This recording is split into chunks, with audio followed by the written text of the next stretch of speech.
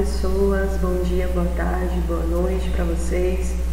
Hoje nós iniciamos os nossos conteúdos revisionais para nossa avaliação final e para começo de conversa, vamos iniciar aí com os estudos demográficos, os estudos populacionais, tá bom? Então, alguns conceitos básicos sobre essa temática, certo? Então, o primeiro ponto, pessoal, os primeiros conceitos que a gente deve diferenciar são os conceitos de população absoluta e população relativa, tá? É uma diferença bastante simples, bastante óbvia, né? Quando eu falo de população absoluta, eu estou me referindo à população total de uma determinada região, tá? Que tanto pode ser um país, como pode ser uma cidade, um estado, independente do que seja. Se eu estiver falando da população total, eu estou me referindo à população absoluta. A população relativa, ela já vai fazer uma relação entre essa população total e o território ocupado por essa população. Como assim? Bem, eu vou pegar o território total, pensem aí em termos de Brasil, né? Eu vou pegar a população total do Brasil e vou dividir pelo território, né? Pela extensão territorial, pela área territorial do Brasil. E aí eu vou ter um número, né? Vou ter um dado, e esse dado é a minha população relativa, que também pode ser chamada de densidade demográfica. Isso vai ser muito importante porque ela vai me dar uma ideia da ocupação do meu território, né? Quanto maior for essa densidade demográfica, significa dizer que a população ela se encontra mais bem distribuída no território, né? E o contrário também existe. Quanto menor for essa população relativa, quanto menor for essa densidade demográfica, significa dizer que a minha população ela não se encontra bem distribuída no território, certo? Eu vou encontrar dentro desse território vários vazios demográficos, né? Que são áreas onde a ocupação é muito baixa, tá bom? Então, esses dois conceitos, né, compreender eles vai ser muito importante porque eles vão se relacionar diretamente com outros dois conceitos, que é o conceito de populoso e o conceito de povoado, certo? Quando eu falo que um país, por exemplo, é populoso, eu estou me referindo à sua população absoluta. Ou seja, eu estou querendo dizer que a população absoluta daquele país é grande, certo? Então, populoso se refere a uma grande população absoluta. Agora, quando eu falo que um país é povoado, eu estou me referindo à sua população relativa, à sua densidade demográfica. Então, eu estou dizendo que é um país, é um território que a população ocupa de forma mais homogênea, certo? Então, um exemplo, né? Voltando ao exemplo que nós estávamos falando do Brasil. O Brasil é considerado um país populoso, né? Porque tem aí uma população de mais de 200 milhões de habitantes, aproximadamente 210, 211 milhões de habitantes. Mas, em contrapartida, não é um país muito povoado, né? Porque o território do Brasil é muito grande, pessoal. O Brasil é considerado um país de dimensões continentais, né? Então, quando você faz essa relação, quando você faz essa divisão da população total pelo território, você vai ter uma densidade demográfica pequena, né?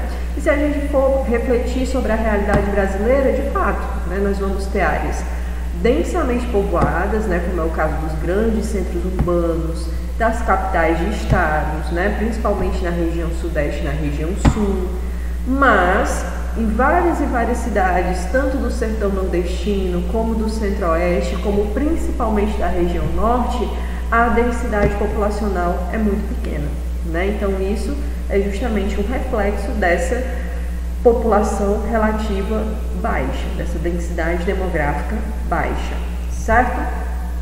E aí nós chegamos nas taxas, né? Essas taxas que nós vamos analisar, de fecundidade, natalidade e mortalidade, elas vão ser muito importantes porque elas vão nos dar um panorama, né, da estrutura populacional, se a nossa população cresce, se ela está estagnada, se ela está em processo de envelhecimento, né, se nós vamos ter muitas crianças ou mais adultos, né? Então tudo isso a gente vai poder ter uma ideia a partir da análise dessas taxas, por isso a sua importância. Então vamos lá.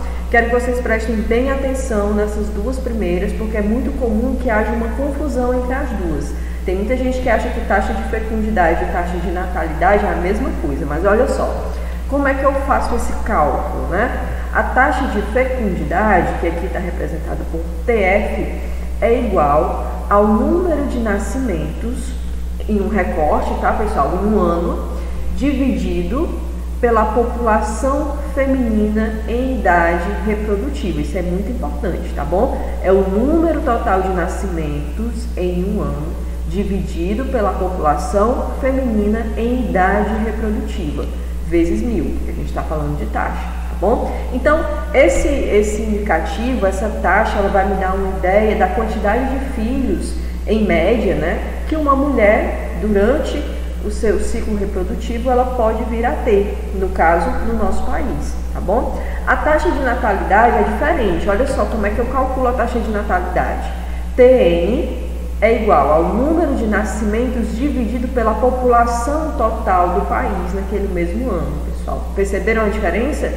Na taxa de natalidade, eu estou fazendo essa divisão pela população total. Na taxa de fecundidade, eu estou dividindo somente pela população feminina em idade reprodutiva, certo? Então, a taxa de natalidade seria isso, vezes 1000 novamente, tá bom? E a taxa de mortalidade também vai ser muito semelhante, só que em vez de eu colocar o número total de nascimentos, eu coloco o número total de óbitos, tá bom? Dividido pela população total, vezes 1000, certo?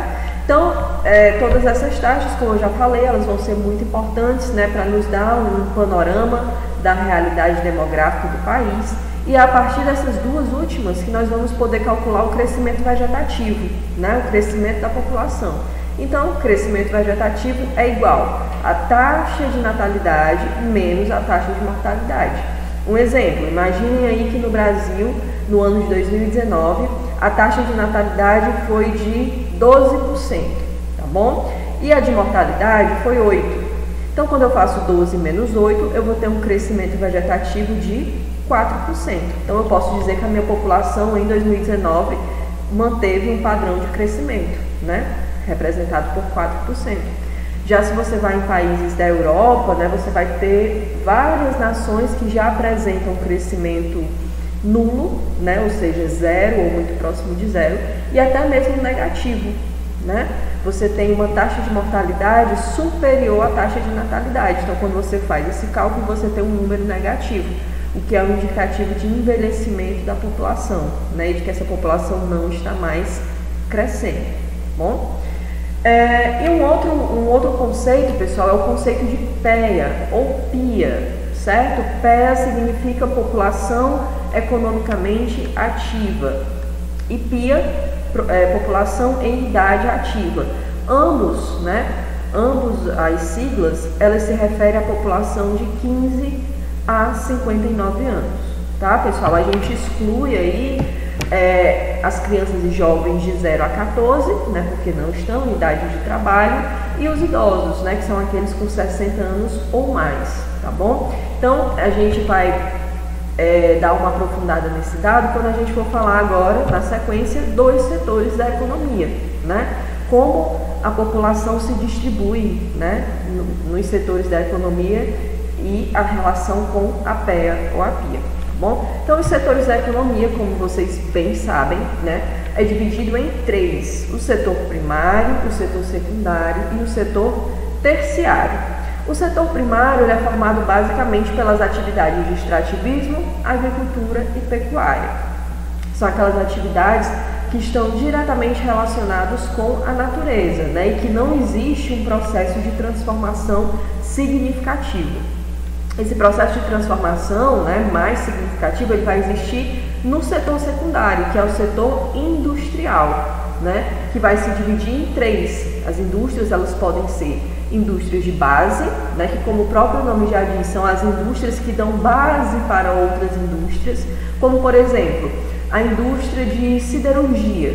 A siderurgia é aquela indústria que vai pegar o minério de ferro bruto, né, que veio daqui do setor primário, né, da atividade extrativista mineral, e vai transformar aquele minério de ferro em uma chapa de ferro, em uma liga de aço, né, que não vai ser interessante para o consumidor final, mas que ela vai ser muito interessante para outras indústrias que vão precisar desse material no seu processo produtivo. A indústria automobilística ou de eletroeletrônicos, eletrodomésticos, certo? Então, a indústria de base, ela transforma a matéria-prima em uma matéria-prima industrializada, né, que vai servir como base para outras indústrias. As indústrias de bens de capital são aquelas indústrias que vão produzir as máquinas, tá, pessoal? Porque nem todas as indústrias, elas vão fazer o produto final e vão produzir a máquina utilizada no processo produtivo. Não, ela se especializa em um determinado ponto, né? Então, as máquinas, elas vêm dessas indústrias de bens de capital. E, por fim, nós temos as indústrias de bens de consumo, né? Que são aquelas indústrias que produzem os produtos finais, né? Que chegarão ao comércio, às lojas, né? Às mãos do consumidor final, que somos nós. Então, a gente poderia dar um exemplo das indústrias de eletrônicos, né, de smartphones, de computadores, né, a própria indústria alimentícia, calçadista, têxtil, certo? Então, essa é a divisão, né, os tipos de indústria que nós podemos encontrar. E, por fim, mas não menos importante, a gente tem o setor terciário, né, que é o setor de comércio e prestação de serviços. E é um setor que vem ganhando muito destaque, pessoal, porque a tendência mundial é de que esse setor ele cresça em todos os países, né? À medida que as sociedades vão se modernizando, há a tendência de que esse setor terciário cresça junto, né? Cresça junto e se modernize também. Eu coloquei aqui no slide que existe uma diferença, né, entre os países centrais, emergentes e periféricos, mas não só no terceiro setor. Na verdade, essa diferença está em todos os setores da economia, né? Porque, por exemplo, a atividade agrícola em países centrais, países desenvolvidos, como por exemplo os Estados Unidos, vai ser completamente diferente dessa mesma atividade sendo realizada no Brasil, ou na Angola, ou em Bangladesh, certo? Então, qualquer uma dessas atividades, né, que se dão nesses três setores, elas vão se diferenciar a partir do nível de desenvolvimento, né, econômico desses países, certo? Lembra que eu falei para vocês no capítulo anterior, quando a gente estava falando de pé e de pia, que a gente ia aprofundar isso nesse capítulo? Então, isso é muito importante, pessoal, porque em países não tão desenvolvidos ou que estão em processo de desenvolvimento, o que acontece? A gente vai ter uma concentração da PEA, né, ou seja, da população em idade ativa, população economicamente ativa, no setor primário. E aí observem, se a população se concentra, né, boa parte da população em idade de trabalho está no setor primário, isso me dá uma ideia, me faz pensar que aquela sociedade ela não é muito modernizada, ela não é muito mecanizada, né, que a tecnologia, que a ciência ainda não chegou no campo. E aí eu ainda tenho um trabalho muito manual, né? Um trabalho que demanda muita mão de obra. O que acontece? À medida que essas sociedades vão se modernizando, a tendência é que as máquinas cheguem no campo, né? Comecem a fazer o trabalho que antes era feito por centenas de pessoas. E então essa mão de obra, né? Essa PEA que se concentrava aqui, vai passar a ocupar postos de trabalho no setor secundário, né? Nas indústrias. Só que, pessoal, a modernização também vai chegar aqui, né? Hoje é muito comum nos países centrais, nos países desenvolvidos, a robotização, né, das linhas de montagem, das fábricas, né, dos setores produtivos. Então, tem muitas fábricas que operam praticamente com robôs somente, né? Monitorados remotamente. E aí começa a liberar mão de obra também. A PEA vai começar também a sair do setor secundário em direção ao setor terciário. Então, se vocês observarem, pegar algum tipo de mapa, algum tipo de estudo que trata disso, vocês vão poder ver que na maioria dos países desenvolvidos, né, e em via de desenvolvimento também, a maior parte da população em idade ativa encontra-se empregada no terceiro setor da economia, no setor de comércio e prestação de serviços, certo? Olha só. No Brasil, a gente, apesar de ser um país em via de desenvolvimento, né, não somos subdesenvolvidos, mas também ainda não atingimos um alto grau de desenvolvimento, o Brasil ainda é muito dependente do primeiro setor da economia.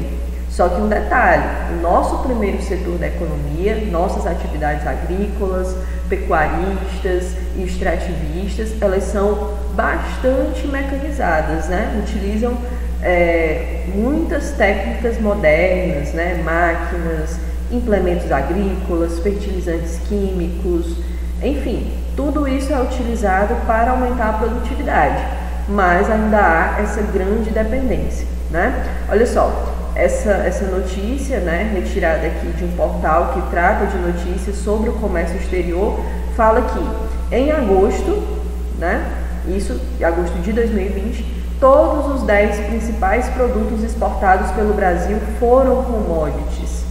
O que é commodity? Commodities são aqueles produtos de exportação que advêm do primeiro setor da economia, né, que não passam por um processo de industrialização, não passam por um processo de transformação. Isso faz com que se torne um produto que no mercado tem um baixo valor, né, um baixo valor agregado, diferentemente daqueles países que exportam tecnologia, né? Seguindo aqui, pessoal, commodities e China dominam exportações do Brasil em maio, indica a FGV, né? As commodities e seu impacto na economia do Brasil, né? Hoje a nossa balança comercial, né, que é aquela diferença entre o que é vendido, entre o que é comprado, né, entre o que é exportado e o que é importado, o nosso superávit ele vem muito em decorrência dessas exportações de commodities, né? Sobretudo de soja, arroz, milho, né? O gado, certo? E por fim aqui, ó, o país terá super safra em 2020, mas os preços seguirão altos, né? Olha só como é contraditório. Nós vivemos em um país que produz tanto alimento e nós temos os valores, né, os preços da cesta básica altíssimos, né? Então isso é muito em decorrência dessa política de exportação, né? É muito mais vantajoso para os grandes produtores agrícolas e pecuaristas exportar, né? Como o real nesse momento ele se encontra desvalorizado, os investidores de fora, né, os compradores, principalmente os chineses, eles veem grandes oportunidades no Brasil, que eles conseguem comprar muito mais com muito menos, né? Então é isso. Infelizmente, a tendência é de que haja essa alta de preços, né? Somos grandes exportadores de gêneros alimentícios, né? Commodities, mas sofremos aí com essas altas de preços justamente em virtude de as exportações serem mais vantajosas, mais lucrativas do que o comércio no mercado interno, né, que é o que se dá dentro do próprio país. Tá bom, pessoal? Então é isso, espero que tenha ficado tudo claro. A gente se encontra na nossa próxima videoaula. Tchau, tchau!